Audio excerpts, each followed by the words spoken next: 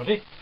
Today we're going to have a look at the first two items from the the subscriber appreciation giveaway that I won from ThatsPapsKnife63. Very generous prize, and we're going to have a look at the flashlight and the sharpener, and we're going to give the sharpener a bit of a road test. Okay, so here we have the flashlight first. As you can see from the little ruler, it's a nice compact 4-inch or thereabouts flashlight. Utilitech, it's not a brand that I'm familiar with. It's a single AAA flashlight, metal body, weighs 1.42 ounces, which is 61.8, oh no, hang on, which is 40.1 grams.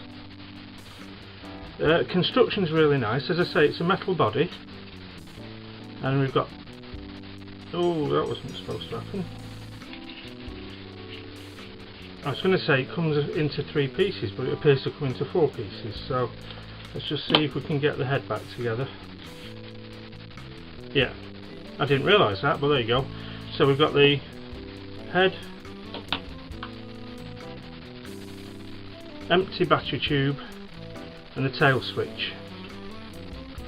And the thing I like about this, or one of the things I like about this, is, let's get that in properly.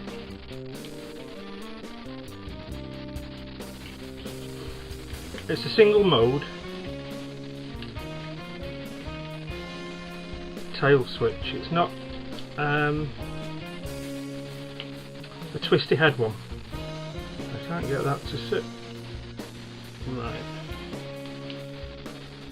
It's quite bright. It gives you quite a bluish white light. Just move that. For comparison, we've got one here that's rated at 65 lumens. That gives you a very narrow centre beam but quite a big spill, whereas the Utilitech gives you a very bright centre beam and not much spill, and that's because we've got this big lens on the front. It's very effective if you're in a dark room and you shine the beam sort of 15 to 20 feet across the room. You'll get a 6-foot sharp circle of light. No useful spill, but concentrates all the brightness in that spot. It's extremely useful. As you can see, the colour difference, we've got a very yellowy LED here, very fuzzy but very crisp on here. I'll just turn this lamp off. Ow, that's hot, and I've just knocked it off. Anyway, carry on. So that's the Utilitech flashlight. I really like that. I really like that a lot. So the next thing we're going to look at is the sharpener, which is here. And what I'm going to do is I'm actually going to have a go with the Mora. So from the earlier video where I used the Mora to open a tin of potatoes, it's really messed up the edge. If you watch that video, you'll see there's quite a few centimetres of damage along here and then right around the belly where it's rolled, and I think there may be a chip in there as well, but I'll just get the magnifying glass and see what we can see.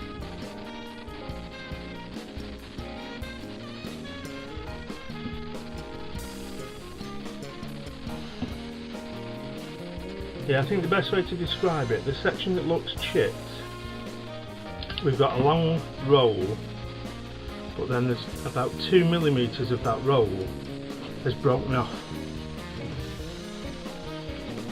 So let's see if we can restore it.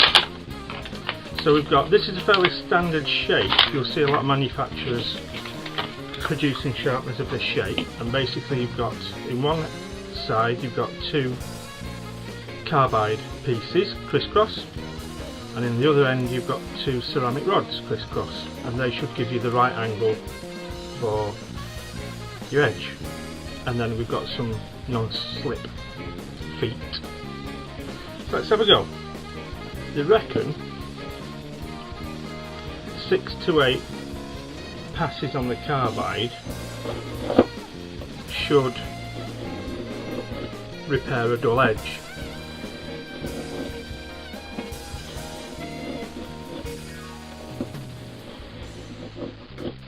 I can really feel it grinding the metal off, and that burr, the roll, is almost completely gone. It does miss, don't know if you can make that out, but with the elements being central you do miss a centimetre or so that never gets to cross through the blades.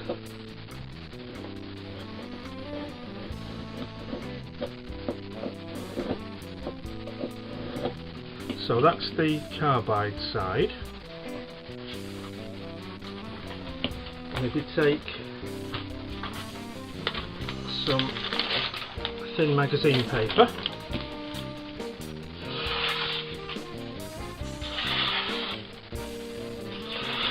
that's quite impressive. There's no way that we would have been able to slice that before using the sharpener. And if you watch the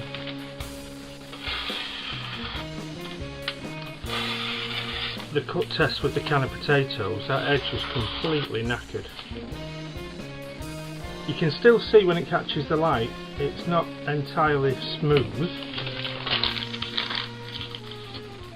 but it's certainly done the job there. So what I'm going to do now is just give it a couple of passes on the ceramic side, a bit more gently this time I think.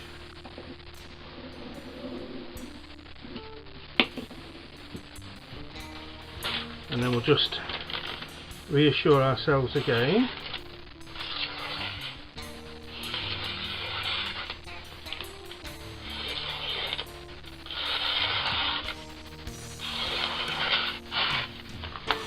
I'm quite impressed with that.